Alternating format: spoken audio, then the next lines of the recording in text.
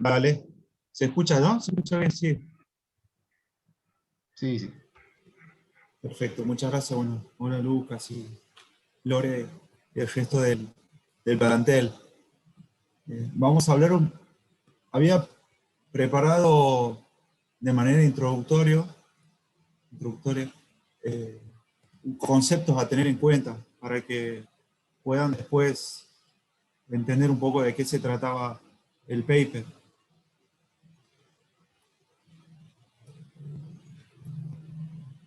Bueno, hablemos un poquito de historia. En 1989, geriatra Irwin Rosenberg es el primero en proponer el término sarcopenia para hacer referencia a la pérdida de la masa muscular, solamente a la pérdida de la masa muscular. Y recién a partir del año 2010 se introduce el concepto de la pérdida de la función muscular, o sea que no tan solo debía tener menor masa muscular, sino también debía existir una alteración en esa función del músculo, o sea, en la calidad de ese músculo. Y a partir del año 2016 es reconocida por la OMS e ingresa en el manual de enfermedades como una entidad aparte de la sarcopenia. Entonces, decimos que la sarcopenia es un trastorno generalizado, es progresivo, y que se caracteriza por pérdida de la masa muscular y de su función, que van acompañando el periodo de envejecimiento. Y a su vez, produce caídas, aumenta el riesgo de fracturas, aumenta la incidencia de hospitalización, aumenta la incidencia, prevalencia de discapacidad y aumenta la tasa de mortalidad. Y para que entendamos y nos demos cuenta de la importancia y de lo relevante que es durante esta última década el término sarcopenia o la entidad per se, podemos ver cómo van incrementando la cantidad de publicaciones que uno puede encontrar en PubMed, o sea, publicaciones indexadas, y en el 2015 se registraron 800 publicaciones.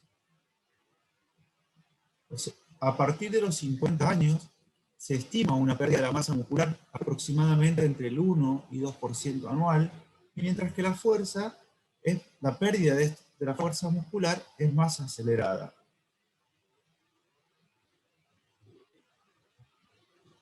Y como podemos ver, este es un estudio donde se evaluaron mediante resonancia magnética la masa muscular en hombres y mujeres, y podemos ver cómo a medida que van avanzando los años, si nosotros vemos estas pendientes, los puntitos blancos son hombres, los circulitos blancos, y los circulitos negros son mujeres.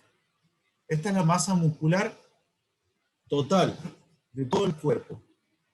Y es el porcentaje que está representado por la masa muscular, o sea, es la masa muscular relativa.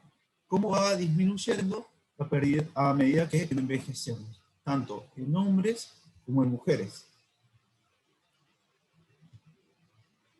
Y si nosotros vemos en el gráfico de la izquierda, que tiene una relación curvilínea, ¿qué quiere decir? Que si bien va descendiendo, esta pérdida se vuelve acelerada a partir de los 45 años. Entre la cuarta y quinta década de la vida, comienza a perderse aún más. Y en el gráfico de la derecha, que representa solamente la masa muscular de las piernas y de los miembros superiores en hombres. Y podemos ver cómo la pendiente es mucho más acelerada en miembros inferiores. O sea, ¿se pierde masa muscular? Sí. La pérdida de la masa muscular se acelera a partir de la cuarta y quinta década de vida, sí, y se pierde mucho más en miembros inferiores, en piernas. Y justamente los miembros inferiores son los que se encargan de la deambulación. nosotros también evaluamos en el instituto, en el centro donde trabajo, qué pasaba con la masa muscular de nuestra población, o sea, de la población argentina, o mejor dicho, la población de una parte de la población de Buenos Aires. Y realizamos densitometría para medir la masa muscular. Esto es en hombre. También encontramos que la masa muscular se adquiere, o sea, se produce un pico de masa muscular, de la misma manera que pasa con el hueso, o sea, que se produce un pico de masa ósea, también existe el pico de masa muscular, a partir de los 30 y 40 años. Y después, igual que el trabajo anterior o el gráfico anterior, también encontramos una pérdida de la masa muscular, se pierde aproximadamente 12% a partir de años. ¿Qué quiere decir esto? ¿Qué pasa con aquellos individuos que no tienen un buen pico de masa muscular? O sea que vamos a tener menor capital o un menor ahorro para poder perder en la vida adulta o mientras envejecemos. Por eso es muy importante tener en cuenta este concepto. Y en mujeres también se observa una pérdida de masa muscular aproximadamente un 18% a partir de los 30-40 años. Si bien en este gráfico no se ve tan pronunciado como se vio en hombres, es porque la escala numérica no lo deja apreciar de esa manera, pero realmente hay una pérdida de 18%. Ya en el gráfico inferior se ve que a medida que se pierde la masa muscular, también se pierde la masa ósea, o sea, el hueso y el músculo van de la mano.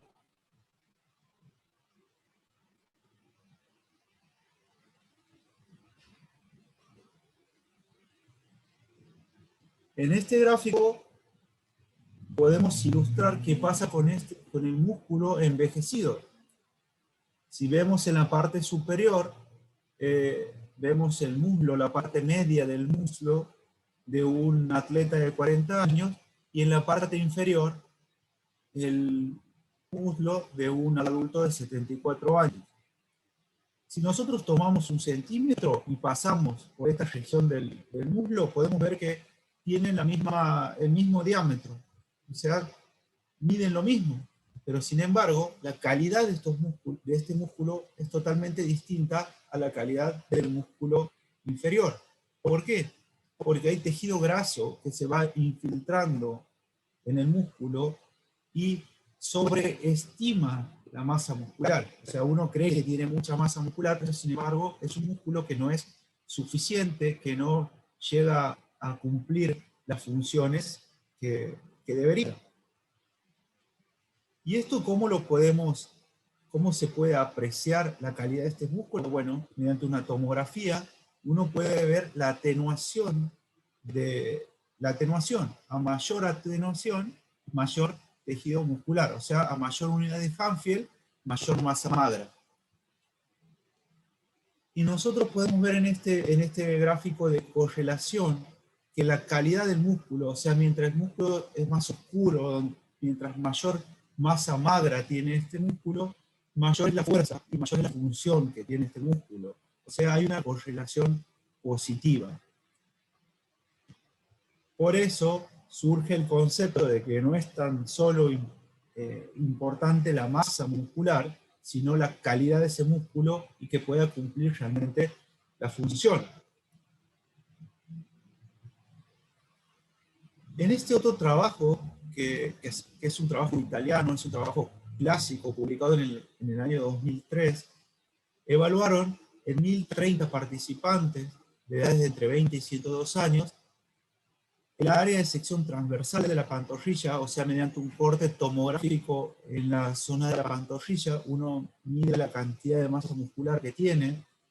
Se realizó fuerza de puño para ver la fuerza de prensión, o sea, que existe en miembros superiores, la fuerza o torque, que es la fuerza de extensión de la rodilla, o sea, aquí evaluamos la función del miembro inferior, se evaluó potencia muscular y caminata. Todos estos tests se hicieron a esta población, a estos 1030 participantes.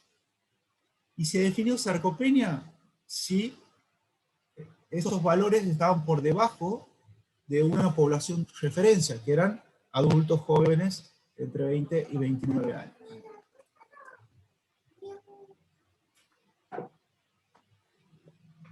Para que vean en estos 4 gráficos, en el gráfico A podemos observar cómo se pierde el torque, o sea, cómo se pierde la función de los miembros inferiores. Y podemos ver que existe una pendiente tanto en hombres y en mujeres. O sea, se pierde fuerza en miembros inferiores. Pero también en el gráfico B podemos ver que se pierde fuerza de puño. O sea, mediante dinamometría de mano podemos evaluar la fuerza de puño. Y vemos también que se va perdiendo de igual manera que en las piernas. Y si podemos ver en el gráfico C, que está remarcado resaltado en rojo, podemos ver cómo esta pendiente de potencia muscular, cómo es la pendiente, o sea, la pérdida es súbita, es acelerada. Sin embargo, en el gráfico D, podemos ver que la masa muscular tiene una relación curvilínea, o sea, se pierde solapadamente, con una aceleración a partir de la quinta y sexta década de vida, que es lo que hablamos. O sea, en este estudio se observa qué tan importante es la función del músculo, y que se pierde la fuerza y la función de ese músculo mucho más que la masa muscular.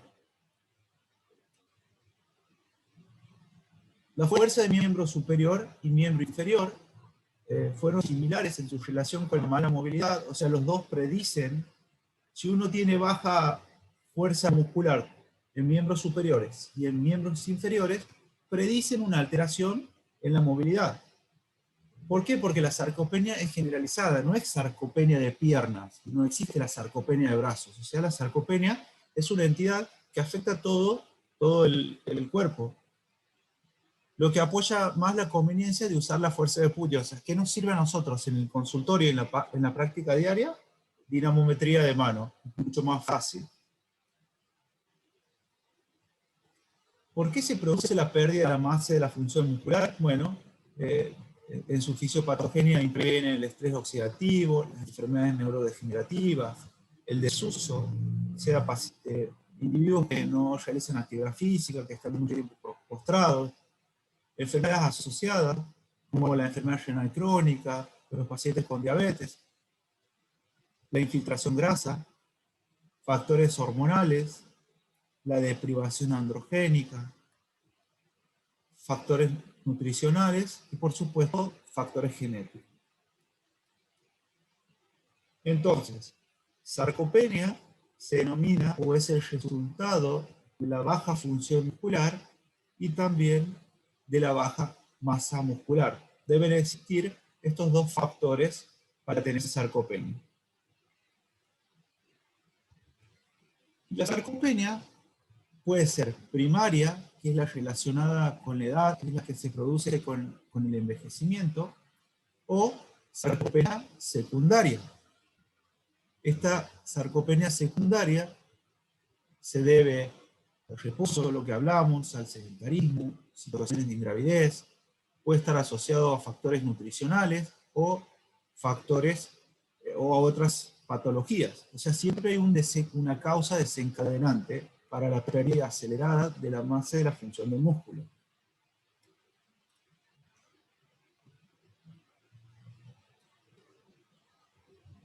¿Cómo estudiamos o cómo uno debería buscar un paciente con sospecha de sarcopenia o con probable sarcopenia? Bueno, este es un algoritmo que lo propone un grupo europeo para búsqueda y diagnóstico de individuos con sarcopenia. Lo primero que hacen o que recomiendan es realizar un screening, un cuestionario que se llama SARC-F. Este cuestionario SARC-F evalúa la función del músculo. Le preguntan al paciente si puede caminar en una habitación sin ningún problema. Le preguntan si pueden levantar 4.5 kilos, una bolsa de 5 kilos. Le preguntan si pueden levantarse, sentarse de la silla sin problemas. Y de acuerdo a eso van sumando puntos. Si el puntaje es mayor a 3, uno sospecha de sarcopenia, o sospecha que ese paciente ese individuo puede tener sarcopenia. Entonces, va a realizar otras pruebas. De aquí se evalúa la fuerza de puño. O sea, nosotros en el consultorio le evaluamos la fuerza mediante dinamometría de mano. Si esta fuerza de puño da normal, directamente no tiene sarcopenia este individuo. Pero si da baja, sí sospechamos que tiene sarcopenia. Entonces, medimos la masa muscular. ¿Cómo medimos la masa muscular? Hay muchas técnicas para evaluar la composición corporal y la masa muscular per se. Está la bioimpedancia, antropometría. Bueno, nosotros utilizamos el gold estándar, que es la absorciometría dual o densitometría. Si tiene baja fuerza muscular, pero además tiene baja masa muscular, sí decimos que este individuo tiene sarcopenia. Y si además de tener baja fuerza, baja masa, tiene una alteración en la función o rendimiento físico, decimos que tiene sarcopenia severa.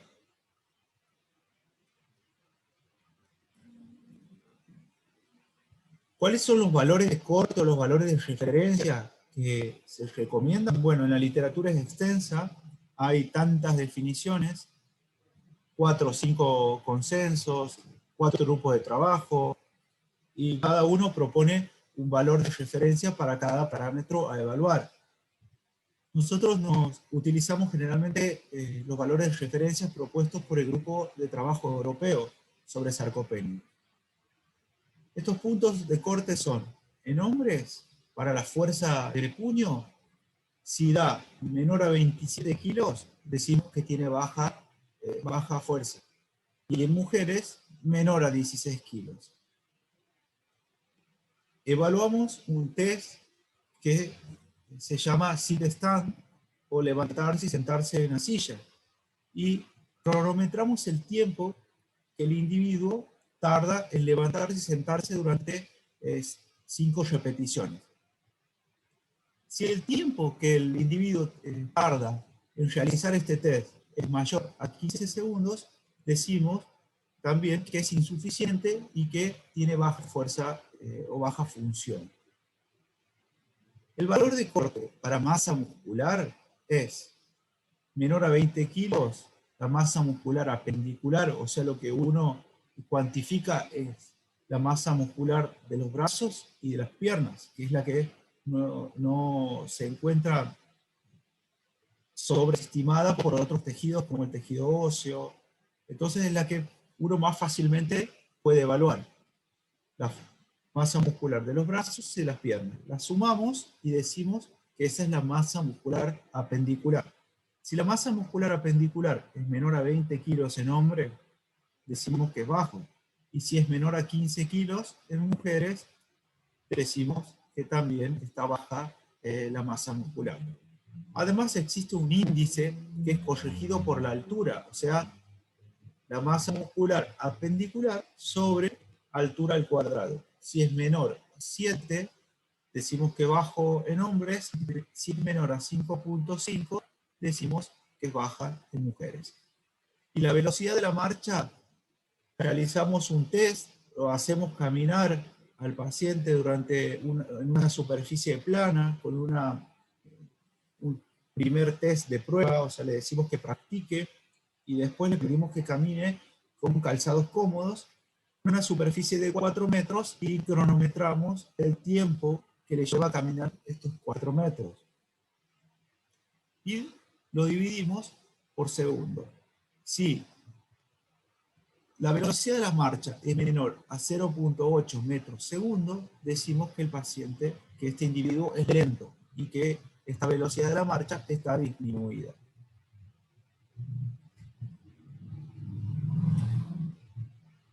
Bueno, nosotros evaluamos la prevalencia de sarcopenia en la población de mujeres ambulatorias mayores de 60 años. Evaluamos justamente mujeres mayores de 60 años, ambulatorias, o sea, residentes de la comunidad. Es un estudio de diseño transversal y se incluyeron un total de 250 mujeres. Evaluamos la prevalencia de sarcopenia en esta población, relacionamos la presencia de sarcopenia con la presencia de osteoporosis, relacionamos la presencia de sarcopenia con valores de vitamina D y relacionamos la presencia de sarcopenia con antecedentes de fracturas y caídas. Esos fueron nuestros objetivos. Entonces, como les mencioné, el gol estándar para medir, o sea, el método de oro, el método que se utiliza en el mundo para medir la masa muscular es la densitometría. Sumamos la masa muscular de los brazos, como está marcado, resaltado con rojo, sumamos la masa muscular de los brazos y de las piernas y dividimos por talla al cuadrado.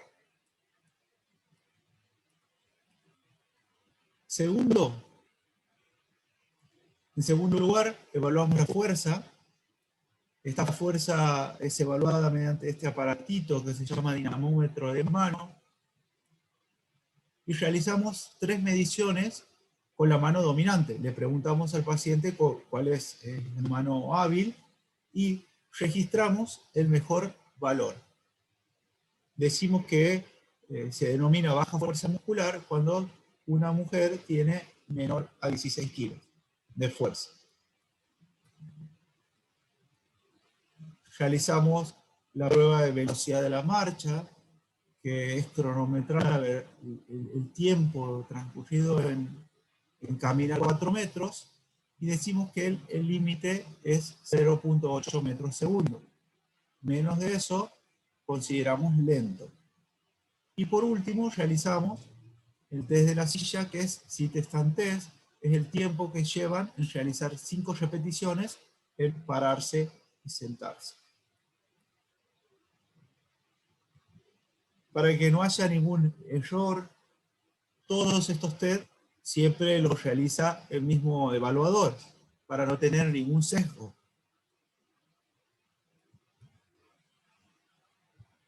La prevalencia de sarcopenia, como podemos ver en estas 250 mujeres, va a variar de acuerdo a la definición y de acuerdo al punto de corte.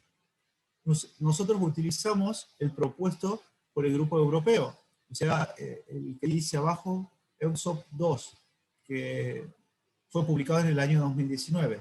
Y de estas 250 mujeres, nosotros encontramos que 10, o sea, un 4%, tenía sarcopenia. Entonces, comparamos y diferenciamos las mujeres, estas 10 mujeres con sarcopenia versus estas 240 mujeres que no tenían sarcopenia. Por supuesto, tenían menor hand grip, que es la fuerza de puño, y esta P quiere decir que hay una diferencia significativa, o sea que realmente nosotros encontramos diferencias entre estos dos grupos. Por supuesto, las mujeres con sarcopenia tenían menor masa muscular en piernas, también tenían menor masa muscular en miembros superiores. En esta tabla nosotros evaluamos otros parámetros que entraban en los objetivos secundarios. Y evaluamos qué pasaba con la densidad ósea de estas mujeres. Y encontramos que aquellas mujeres con sarcopenia tenían menor densidad mineral ósea, principalmente en cuello de fémur. Y si ustedes recuerdan, yo les mencioné que siempre el músculo y el hueso van de la mano. O sea que uno alcanza un pico de masa muscular y también alcanza un pico de masa ósea. Eso quiere tiene que ver con el mecanostato, o sea, la capacidad de sensado que tiene ese hueso a las cargas que el músculo le aporta. Si uno no hace actividad física, si uno se mantiene en reposo, esa densidad ósea también baja, porque el hueso que dice, no hace falta más, con esto es suficiente. Y nosotros vemos que estas mujeres con sarcopenia presentaron menor densidad mineral ósea, y esta diferencia fue estadísticamente significativa. Y también presentaron menor densidad mineral ósea en cadera, sin alcanzar la diferencia, pero sí esto era obvio. También nosotros encontramos que estas mujeres con sarcopenia tenían mayor frecuencia de fracturas, o sea, de estas 10, el 60% tenía fractura por fragilidad en columna vertebral. También tenían mayor frecuencia de fractura de cadera y fracturas de muñeca sin alcanzar la significancia estadística. Seguramente esto tiene que ver con el N de estas mujeres con sarcopenia. Si nosotros si aumentamos el N, aumentamos la muestra, seguramente existiría una diferencia también en el resto de las regiones fracturadas.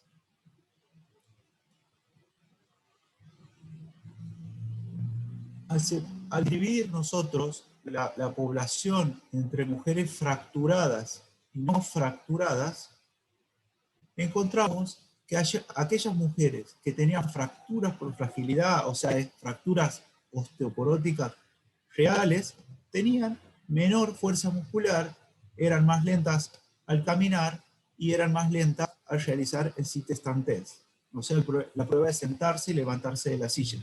¿Qué quiere decir? Que estos componentes de la sarcopenia, la función del músculo, también predice o está relacionada con las fracturas por fragilidad, independientemente de la densidad. O sea, que uno puede tener la misma densidad mineral ósea, pero alterar la función del músculo y tener incrementado el riesgo de fractura. Encontramos que las mujeres con sarcopenia presentaron mayor frecuencia de fractura por fragilidad y también mayor frecuencia de caídas. La prevalencia va a variar, por supuesto, de acuerdo a los criterios utilizados para su diagnóstico. Por un lado, la edad, como podemos ver, se relaciona con sarcopenia, con la pérdida de la masa y de la función muscular. Por otro lado, con la edad también se pierde densidad mineral ósea, y la sarcopenia también acelera la pérdida de la densidad mineral ósea, y tanto la sarcopenia como la densidad mineral ósea, la baja de la densidad mineral ósea, aumentan el riesgo de fractura. Y la sarcopenia también incrementa el riesgo de caídas, que es un factor independiente de la densitometría del riesgo de fractura. Y las fracturas y las caídas se relacionan con discapacidad. Entonces podemos ver que hay una estrecha relación entre la edad, la pérdida de la densidad mineral ósea, la pérdida de la masa muscular y la función, caídas y fracturas.